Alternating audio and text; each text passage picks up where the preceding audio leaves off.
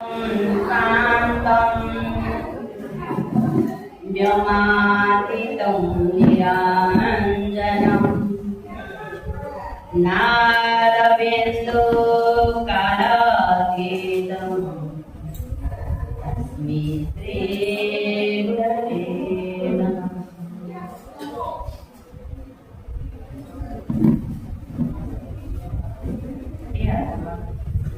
আজি কি সুন্দর দিনটি উপস্থিত হইଥିବା সভাপতি মহোদয় তথা মঞ্চাসীন সমস্ত অতিথিবৃন্দ মোর সপ্রেম জয়জী মুনি ମୁନିବତୀ ଯୋଗ ଶିକ୍ଷକ ଯୋଗ ସୁବିଧା ତଥା ରୋଗୀ ବନ୍ଧୁମାନଙ୍କୁ ମୋର ସପ୍ରେମ ଜୟ। ସଦ୍ଗୁରୁଦେବଙ୍କର ଯେଉଁ ସୁନ୍ଦର ଆତ୍ମିକ କଥା ଆମେ ଆମ ଜୀବନରେ କେମିତି ପ୍ରମାଣିତ କରିବା ସେହି ଜିନିଷ ଆଜି ଆମକୁ ଜେନା ଖାଇବାକୁ ଦିଦି ଦିଗ୍ଦର୍ଶନ ଦେଇଛନ୍ତି।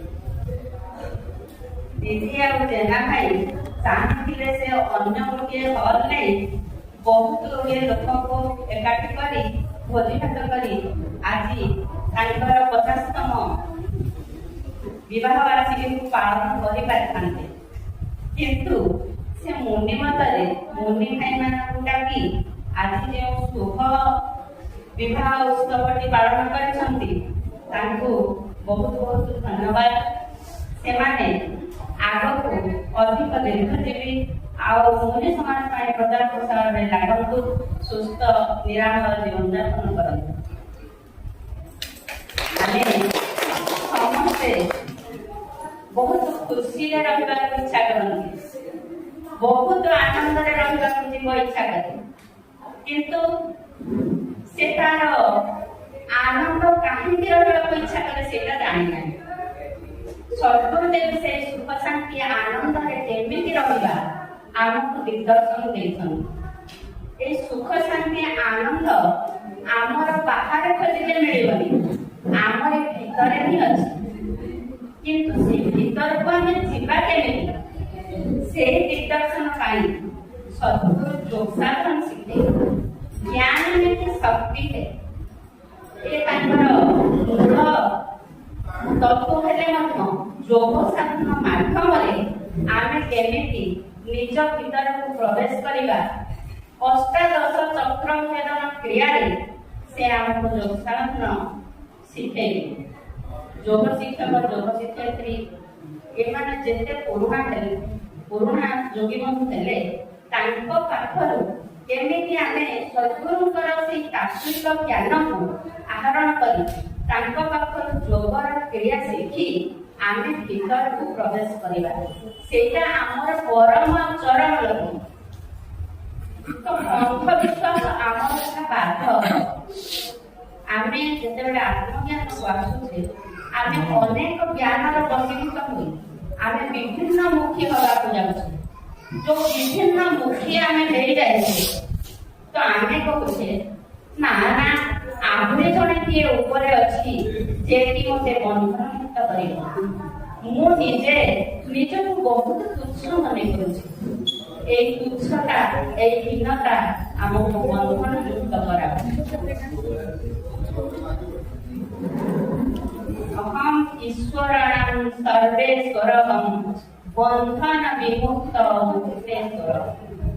सद्गुरु कहले ମୁଁ ନିଜେ ଈଶ୍ୱର, ମୁଁ ନିଜେ ବନ୍ଧନ ମୁକ୍ତ। ତ ମୁଁ ବନ୍ଧନ ମୁକ୍ତ କେମିତି ଅଛି ନା ବିଭିନ୍ନ ବିକଳ୍ପ କଳ୍ପନା ଗୁଡ଼ିକ ମୋ ମନରେ ଆଣି ବିଭିନ୍ନ ବିଚାରର ଦେବାଦେବୀ ଗୁଡ଼ିକୁ ଜାଣିଛି ଆଉ ବିଭିନ୍ନ ମତବାଦ ସମ୍ପ୍ରଦାୟ ରାଜନୀତି ଭିତରେ ଫସି ମୁଁ ମୋର ସ୍ୱରୂପରୁ ହୀନ ହୋଇଯାଇଛି। ସଦ୍ଗୁରୁ ପାତଞ୍ଜଳି ଯୋଗ ଦର୍ଶନର ବ୍ୟାଖ୍ୟା ସେ ନିଜେ ନିଜକୁ ଅନୁଭୂତିର ସହିତ ଯୋଗ କ୍ରିୟାକୁ ଆଣି ସେ ନିଜେ କେମିତି ଯୋଗୀ ହବ 52 ବର୍ଷ ଯୋଗ ସାଧନା ପରେ ପୁସ୍ତକ ଗୁଡ଼ିକ ରଚନା କରିଛନ୍ତି। आदिश्वर योगेश्वर शिवकुमार शास्त्री महाराज आदि योगी थे, तेणु गुरु नवा पड़ेगा से आपे ସେ ଖେଚରୀ ମୁଦ୍ରାକୁ କରିପାରୁଥିଲେ 7 ବର୍ଷ ଦିନ। ତ ଆମେ ଦେଖୁଛେ ଆମେ ବିନା ଗୁରୁରେ କେବେ ବି ଯୋଗ ସାଧନ କ୍ରିୟା କରିଲେ ଆମର ଠିକ ହେବ ନାହିଁ। ତେଣୁ ଆମେ ନିହାତି ଗୁରୁ ଗ୍ରହଣ କରିବା ଆବଶ୍ୟକ। ଆଉ ଯେଉଁ ଗୁରୁ ଆମକୁ ତତ୍ତ୍ୱଭିତ୍ତିକ ଯୋଗ ଦର୍ଶନର ଭିତ୍ତି ସ୍ଥାପନ କରି ଆମକୁ ଯୋଗ ଦର୍ଶନ ଶିଖାଉଛି। ଆମର ଯଦି ମୂଳ ଦୁଆ ଠିକ ନାହିଁ ତ ଆମର ଛାତଟା ପଡ଼ିଲା ବେଳକୁ ନିଶ୍ଚୟ ବୁଝେଇବ। ତେଣୁ ଆମେ ଯୋଗୀ ହବା କେମିତି ନା ଆମର ମୂଳ ତତ୍ତ୍ୱ ବା ତେରକୁ ମଜବୁତ କରିବା, ଯୋଉଟା କି ଯୋଗ ସାଧନ ପ୍ରକ୍ରିୟା। ଆମର ପ୍ରଥମ ସୂତ୍ରଟି ହେଲା ଅଜ୍ଞାନ। ତ ଆମେ ଯେତେବେଳେ ଯୋଗ ଆଡ଼କୁ ଗଲେ ପତଞ୍ଜଳି ଯୋଗୀ କହୁଛନ୍ତି ଯେ ଆମେ ପ୍ରକୃତରେ ଅନେକ କାଳରୁ ଏଇ ଯୋଗ ଦର୍ଶନ ମାଧ୍ୟମରେ ଚଳି ଆସିଛେ। କାରଣ ମନୁଷ୍ୟ ହିଁ ଯୋଗ ସାଧନ କ୍ରିୟା କରିପାରିବ, ଅନ୍ୟ କୌଣସି ଜୀବ ଜନ୍ତୁ ଅନ୍ୟ ମାନେ କରିପାରିବେ ନାହିଁ। ମନୁଷ୍ୟ ହିଁ ଖୁସି ସୁଖ ଶାନ୍ତି ଆନନ୍ଦରେ ରହିବାକୁ ଇଚ୍ଛା କରିବ। ଅନ୍ୟମାନେ ସେ ସୁଖ ଶାନ୍ତି ଆନନ୍ଦ ଖୋଜି ଆଗେଇ ଚାଲିଛି। ଯେତେ ଆମେ ସଂସାର ପଥରେ ବସ୍ତୁବାଦୀ ଦୁନିଆ ଆଡ଼କୁ ଆଗେଇ ଯିବା ସେତେ ଆମକୁ ଜ୍ୱଳନ ଆସିବ ଆଉ ଦୁଃଖ ଆସିବ। ଆମେ ଯେତେ ଆମର ନିଜର ଅନ୍ତର୍ମୁଖୀ ହେବା ଆଉ କେନ୍ଦ୍ର ଆଡ଼କୁ ଯିବା ଆତ୍ମଜ୍ଞାନର ସହିତ ଆମେ ଆତ୍ମଜ୍ଞାନ ହିଁ ଶ୍ରେଷ୍ଠ ଜ୍ଞାନ ଆଉ ଯୋଗ ଦର୍ଶନ ଶାସ୍ତ୍ରକୁ ଆପଣେଇ ନିଜେ ନିଜ ଭିତରର କେନ୍ଦ୍ର ଆଡ଼କୁ ବସିବା, ସେତେବେଳେ ଆମେ ଜାଣିବା ଯେ ଆମେ ନିଜେ କିଏ। ତ କେମିତି ଯିବା ନା ଦ୍ୱିତୀୟ ସୂତ୍ରଟି ଆଣିଲେ ଯେ ଯୋଗସ୍ଥ ଚିତ୍ତବୃତ୍ତି। ଆମେ ଯୋଗୀ ହେଲା ପରେ ଆମ ଯୋଗରେ ଚିତ୍ତକୁ କେମିତି ନିବୃତ୍ତ କରିବା। ଏ ଯୋଉ ଖିଣଖିଣ ହେଇଯାଉଥିବା ଅନେକ ହେଇଯାଉଥିବା ଚିତ୍ତକୁ 50 ପ୍ରକାର ବୃତ୍ତିକୁ କେମିତି ନିଜେ ନିଜର କେନ୍ଦ୍ର ଆଡ଼କୁ ଟାଣି ନିଜେ ପରିଚାଳନା କରିବା। ମନ ହିଁ କୃତ। এই যে সারা সৃষ্টি আছে এই মন কি করছে, মন ହିଁ ভোগতা, মন ହିଁ ভোগ କରୁଛି। মন যেମିତି কর্ম করিব সে নিজে সেই ভোগ করিব। ଆମେ ଦୁଃଖ ପାଉଛେ ଆଉ ସୁଖ ପାଉଛେ, ତ ସୁଖ ଦୁଃଖ ଦୁଇଟି ଯାକ ଆମେ ନିଜେ ଆମର ତିଆରି କରିଛେ। ଆମେ ଯଦି ଲେମ୍ବୁ ମଞ୍ଜି ପୋତିବା ଆମର ନିଶ୍ଚୟ ଲେମ୍ବୁ ଫଳ ହେବ। ଯଦି ଆମ୍ବର ମଞ୍ଜି ପୋତୁଛେ ଆମ୍ବ ଗଛ ହିଁ। ତେବେ ଆମର ଯୋଉ କର୍ମକୁ ଆମେ ଯଦି ସଜାଡ଼ି ନେବା ତେବେ ଆମେ ନିଜେ ଶୁଦ୍ଧ ବୁଦ୍ଧ ଚୈତନ୍ୟ ଆତ୍ମା ବୋଲି ଜାଣିପାରିବା ଆଉ ନିଜେ ସ୍ୱଚିତ ଆନନ୍ଦର ସତ୍ତା ବୋଲି ନିଜକୁ ଅନୁଭବ କରିପାରିବା। ଆଉ କର୍ମ ଗୁଡ଼ିକ ଭାବି ଚିନ୍ତି ହଜାର ଥର ଭାବି ଗୋଟିଏ କର୍ମକୁ ଆମେ କରିବା ଯୋଉ କର୍ମ ଆମ ନିଜକୁ ସୁଫଳ ପ୍ରଦାନ କରେ। ସେଥିପାଇଁ ସଦ୍ଗୁରୁ କହିଲେ ପଥ ପ୍ରଦର୍ଶକ ତୁମ ଭିତରେ ହିଁ ବିଦ୍ୟମାନ। ତୁମେ ପଥ ଯଦି ନ ଦେଖିକି ଚାଲୁଛ କୌଣସି ଖାତା ଜାଗା ଅଛି ତ ଖସି ପଡ଼ିବ। ତେବେ ସେ କହିଲେ ତୁମେ ଗୋଡ଼ାଣିଆ କାହାରି ହୁଅନି, ତୁମେ ପଥ କେମିତି ଦେଖିବ ନା ନିଜ ଆଖିରେ। ଆମର ମନେ ଲକ୍ଷଣରେ ଅଛି କାହାରି ଗୋଡ଼ାଣିଆ ନ ହୋଇ ଯେ ନିଜ ଆଖିରେ ପଥ ଦେଖି ଚାଲେ ସେ ହିଁ ମୁନି। ତେବେ ଆମେ ଅନ୍ୟର ପଥ ଦର୍ଶନ କରୁଛନ୍ତି। ଆମର ବୃତ୍ତି ଗୁଡ଼ିକ ସବୁବେଳେ ଅନ୍ୟର ଦର୍ଶନରେ ଚାଲୁଛି। ଆମର 5ଟି ଶବ୍ଦ ରସ ରୂପ ଗନ୍ଧ ସ୍ପର୍ଶ ଯୋଉ ବୃତ୍ତି ଅଛି ଏଥିରୁ 5 50 ପ୍ରବୃତ୍ତି ସୁଖ ଆଉ ଦୁଃଖ କ୍ଳିଷ୍ଟା ଆଉ ଅକ୍ଳିଷ୍ଟା 10 ବୃତ୍ତିକୁ ନେଇ 50 ବୃତ୍ତି ହେଇଛି। 5ରୁ 50 ବୃତ୍ତି ହେଇଯାଇଛି। ତ ଆମେ ଏଇ ଯୋଉ 50କୁ ନେଇକି ଆମ ଶରୀର ଗୋଟିଏ ବୋଲି ଭାବୁଛେ ଆମ ଶରୀର ବିଭିନ୍ନ ହେଇଯାଇଛି। କେତେବେଳେ ସ୍ୱାଦ ଖୋଜୁଛି, କେତେବେଳେ ଭଲ ଦର୍ଶନ ଖୋଜୁଛି, କେତେବେଳେ ଭଲ ଆଘ୍ରାଣ ଖୋଜୁଛି, କେତେବେଳେ ଭଲ ଶବ୍ଦ ଖୋଜୁଛି, କେତେବେଳେ ଭଲ ସ୍ୱାଦ ଖୋଜୁଛି, କେତେବେଳେ ଭଲ ସ୍ପର୍ଶ ଖୋଜୁଛି। ତ ଆମେ କଣ କରିଛେ ତାରି ପିଛା ଧାଇଁଛେ। ସର୍ପ ଯଥା ରଜ ଯଥା ସର୍ପ ଭ୍ରମ ବେଳରେ ଆମେ ଯଦି ଆଲୁଅ ଅଧା ଅନ୍ଧାରରେ ଗୋଟିଏ ଦୌଡ଼ି ପଡ଼ିଛି ଆମେ ଯିବା ତାଙ୍କୁ ଆମର ଭ୍ରମ ହବ ସତରେ ସାହସ କିନ୍ତୁ ଯେତେବେଳେ ଟର୍ଚ୍ଚ ଲାଇଟ୍ ବା କୌଣସି ବଡ଼ ଲାଇଟ୍ ପକେଇ ଦିଅନ୍ତି ଆମେ ଦେଖୁଛେ ଯେ ନା ସେ ଗୋଟେ ଦୌଡ଼ି ମାତ୍ର, ସେ ସର୍ପ ନୁହେଁ।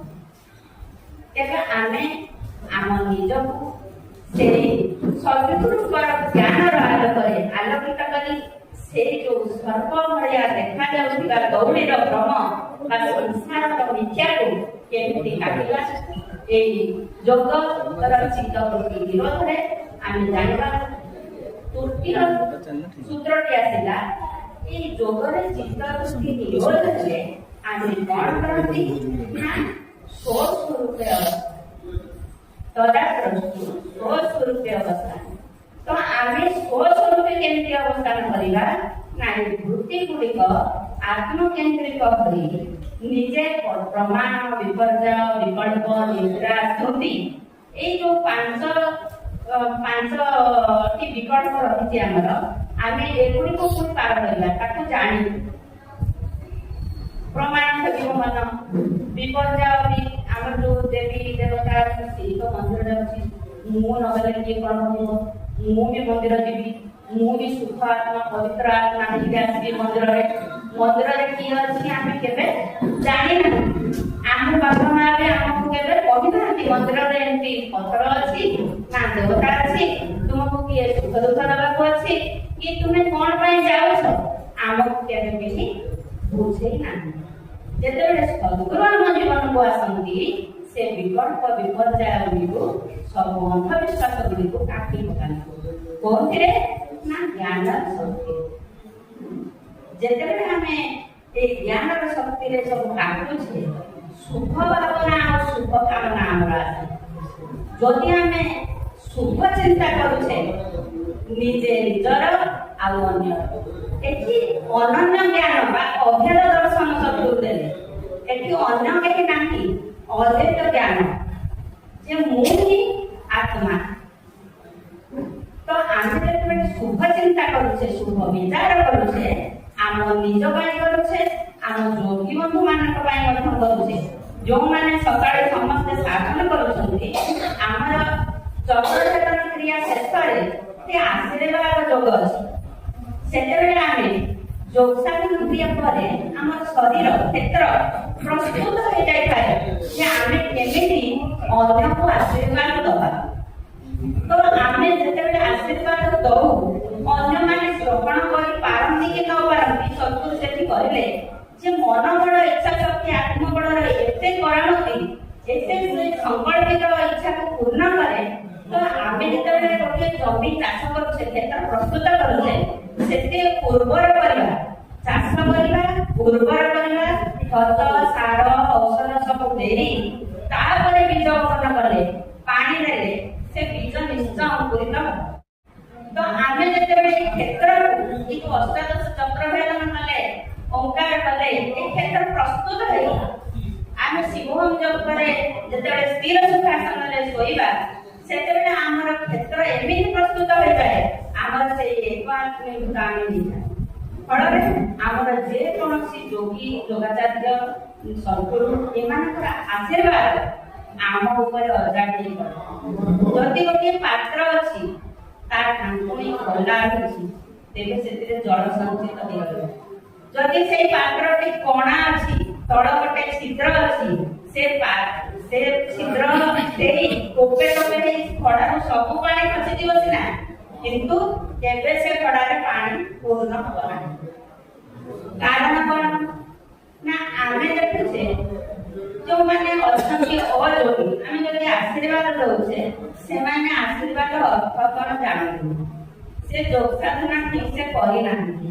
ତ ଆମ ସଦ୍ଗୁରୁ କହିଲେ ଆମେ ଯୋଗ ସାଧନାରେ ଆଶୀର୍ବାଦ କରୁଛେ ଯେ ଯୋଗୀ ବନ୍ଧୁ ମାନଙ୍କର ସମସ୍ତଙ୍କର ପାତ୍ର ଖୋଲା ଅଛି, ଆଉ ସେଇ ବର୍ଷା, ସେଇ ଆଶୀର୍ବାଦର ବର୍ଷା ସବୁ ତାଙ୍କର ଉପରେ ପଡ଼ିବ। ଆଜି ଦେନା ଭାଇ ଆଉ ଦିଦିଙ୍କର ଯୋଉ ବିବାହ ବାର୍ଷିକୀ, ମୁନି ବନ୍ଧୁ ମାନଙ୍କର ଆଶୀର୍ବାଦ ସେ ଗ୍ରହଣ କରିପାରିବେ, କାରଣ ସେ ଜଣେ ମୁନି। ଆଶୀର୍ବାଦ କେମିତି ଗ୍ରହଣ କରାଯାଏ ସେ ଜାଣିଛନ୍ତି। ଆଉ ଏଇ ଯୋଉ ପ୍ରକୃଷ୍ଟ ଆଶୀର୍ବାଦ ଏମିତି ଅନ୍ୟ ପାଖରେ ନାହିଁ। ମୁନି ସମାଜରେ କେହି କାହାକୁ ଅଭିଶାପ ଦିଅନ୍ତିନି, କାରଣ ଏଥିରେ ବଳ ବହୁତ ନଷ୍ଟ ହୁଏ। ଆଉ ଯୋଗସାଧନାର ବଳ ଅତି ପ୍ରବଳ। ଯଦି ଆମେ ନଷ୍ଟ କରିବା ତେବେ ଆମେ ଦୁର୍ବଳ ହେଇଯିବା, ରୋଗୀଣା ହେଇଯିବା, ଅସ୍ୱାସ୍ଥ୍ୟବାନ ହବା। ତେବେ ଆମେ ଯୋଗରେ କଣ ପାଉଛେ ନା ଯୋଗରେ ସ୍ୱାସ୍ଥ୍ୟ ପାଉଛେ। ସ୍ୱାସ୍ଥ୍ୟ ହେଲେ ଆତ୍ମଜ୍ଞାନ ଆସେ, ଆତ୍ମଜ୍ଞାନ ହେଲେ ସ୍ୱତନ୍ତ୍ର ବିଚାର ଆସେ, ସ୍ୱତନ୍ତ୍ର ବିଚାର ହେଲେ ଆମେ ସ୍ୱାବଲମ୍ବୀ ହୁଅନ୍ତି। ଆମେ ଅନ୍ୟର ଭରସା କରନ୍ତିନି। ଅନ୍ୟର ଭରସା ହଉଛି ବହୁତ ବଡ ଦୋଷ। ଯଦି ଆମେ ଅନ୍ୟର ଭରସା କରି ଚାଲୁଛେ ତେବେ ଆମେ ଯୋଉଠି ହେଲେ ଖସି ପଡ଼ିବା। କେହି ଆମର ହାତ ଧରି ଅଧିକ ଦୂର ନେଇପାରିବେ ନାହିଁ, ସମସ୍ତେ ହାତ ଛଡା କରିଦେବେ। ଯଦି ଆମେ ଆମ ନିଜ ଗୋଡ଼ରେ ଚାଲୁଛନ୍ତି ଆମେ କେବେ ବି ଝୁଙ୍କି ପଡ଼ିବା ନାହିଁ। ଆମେ ନିଜେ ନିଜର ପଥକୁ ଦେଖି ଚାଲିଲେ ଆମେ କେବେ ବି ଝୁଙ୍କି ପଡ଼ିବା ନାହିଁ। ତେବେ ସବୁବେଳେ ଆମେ ନିଜେ ସଦ୍ଗୁରୁଙ୍କର ପୁସ୍ତକ, ସଦ୍ଗୁରୁଙ୍କର ବାକ୍ୟ, ସଦ୍ଗୁରୁଙ୍କର ଯୋଉ ସତ୍ସଙ୍ଗ ଯଦି ଆମେ କରିବା ଆମେ ନିଜେ ନିଜକୁ ପରିମାର୍ଜିତ କରିପାରିବା। ଅନେକ ଭାବନ୍ତି ମୁଁ ତ ଯୋଗସାଧନ ଶିଖିଛି, ଯେମିତି ହେଲେ ଯୋଗସାଧନ କରୁଛି, କିନ୍ତୁ ଯୋଗସାଧନରେ ମନ ରହୁନି। ମନକୁ ରଖିବାକୁ ହେଲେ ଦୁଇଟି ପ୍ରକାର ଜିନିଷ ଦରକାର। ଆମେ ଯଦି ଗୋଟିଏ ଓଲେଇ ଗାଈ ଆମେ ପୋଷିଛେ ତ ତାଠାରୁ କେମିତି କ୍ଷୀର ଆଦାୟ କରିବା? ଗୋଟିଏ ହଉଛି ଆମେ ତାକୁ ଛନ୍ଦ ଲଗେଇବା। ଛନ୍ଦ ଲଗେଇଲେ ସେ ଆମକୁ ଆଉ ବାଡ଼ିଆଟା କରିପାରିବନି କି କ୍ଷୀର ଅଜାଡ଼ି ପାରିବ। ଆଉ ଗୋଟିଏ ହଉଛି ତାର ପ୍ରିୟ ବସ୍ତୁ, ତାର ବାଛୁରୀ ପାଖରେ ରଖିଦବା ଆଉ କିଛି ଘାସ। ସେଇ ଯୋଉ ସେତେବେଳେ ସେ କଣ ହବ ନା ସ୍ଥିର ହେଇଯିବ।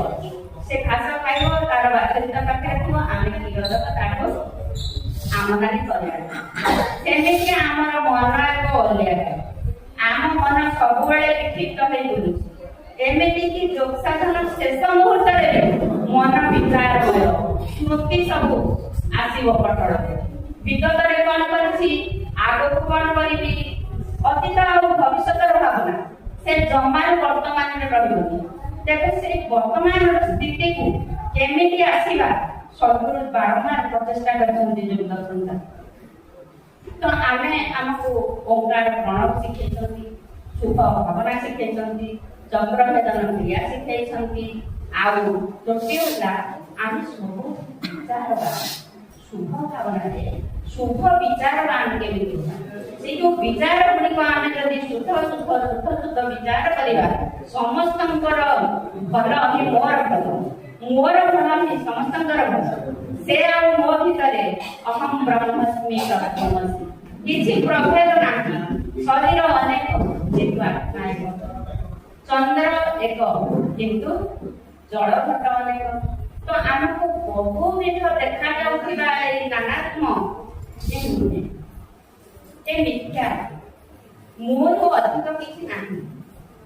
ତେବେ ଆମେ ସମସ୍ତେ ତ ଆଜି ଜେନା ଭାଇଙ୍କର ଯୋଉ ଶୁଭ ବିବାହ ବାର୍ଷିକୀରେ ଆମେ ଏଠି ଜେନା ଭାଇଙ୍କୁ ଶୁଭାଶୀର୍ବାଦ ଦେଉଛେ।